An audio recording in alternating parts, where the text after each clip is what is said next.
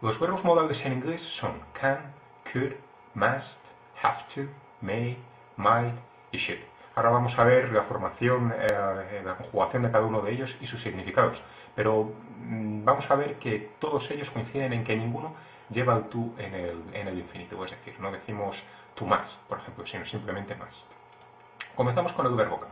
El verbo can es un verbo que se conjuga únicamente en presente simple, afirmativo, negativo o interrogativo, pero presente simple nada más.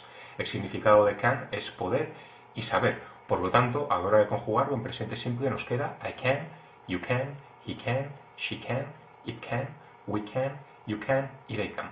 Como vemos, no lleva S en la tercera persona del singular. El significado de I can, por ejemplo, es yo puedo o yo sé. La forma negativa del verbo can es en su formación similar a la del verbo to be. Vamos a añadir o bien n''t en la forma contraída o bien el not. En este caso el can no admite, no es correcto el poner el not separado del verbo, sino que curiosamente lo deja aquí junto con vemos. Podemos decir I cannot o bien, como ocurre en casi todas las ocasiones, I can't. I can't, you can't, he can't, she can't. Y así para todas las demás. La forma interrogativa, igual que en el to be, lo que vamos a hacer es darle la vuelta al sujeto y al verbo, quedándonos can I, can you, can he, puedo yo, puedes tú. El verbo modal could es de alguna manera el pasado y también condicional simple del verbo can. Viene a tener un significado tanto de pasado como de condicional, quedándonos I could, yo podía o yo sabía, yo podría o yo sabría. Tiene curiosamente ese matiz tanto de pasado como de condicional. En el resto de las personas la formación es igual. I could, you could, he could, she could, it could. La forma negativa, añadiendo not, en este caso separado, ya no es correcto ponerlo juntos, ocurre nada más que con el can, lo vamos a poner separado, I could not, you could not, o bien en la forma contraída, más frecuente, I couldn't, you couldn't, he couldn't, she couldn't. Vemos que la pronunciación de este verbo es could, la L no la vamos a pronunciar. La forma interrogativa, como ocurría con el can, únicamente dando la vuelta. Could I, could you, could he. La expresión to be able to es la expresión que utilizamos para el resto de los verbos modales que no cubren ni el can ni el could. Es decir, el futuro simple y los tiempos continuos y los tiempos perfectos. Por ejemplo, en el caso del futuro simple, vamos a decir I will be able to, y esto significará yo seré capaz de o yo podré. To be able to significa ser capaz de, able es capaz.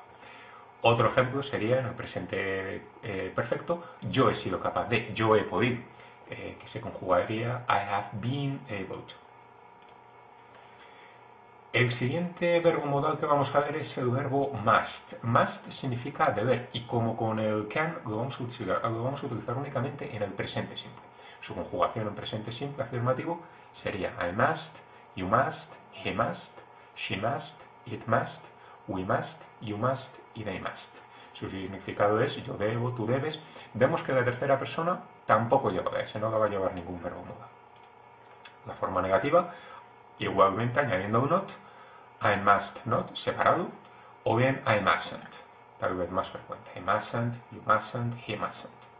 Y la forma interrogativa, cambiando de orden el sujeto y el verbo. Must I, debo yo, must you, debes tú. La expresión, el verbo modal have to, significa también deber, como must, y también tener que. Lo vamos a utilizar para todos los tiempos verbales, no únicamente para el presente simple. Por ejemplo, en el presente simple, el have to, va a quedar I have to. Y va a significar yo debo y yo tengo que. El pasado simple sería I have to, estamos conjugando aquí, digamos, como corresponde el verbo have, y va a significar pues yo debía o yo tenía que. El futuro simple será I will have to y significará yo tendré que. Ocurre que el verbo must y el verbo have to coinciden en el presente simple. ¿Cuándo vamos a usar uno y cuándo vamos a usar otro?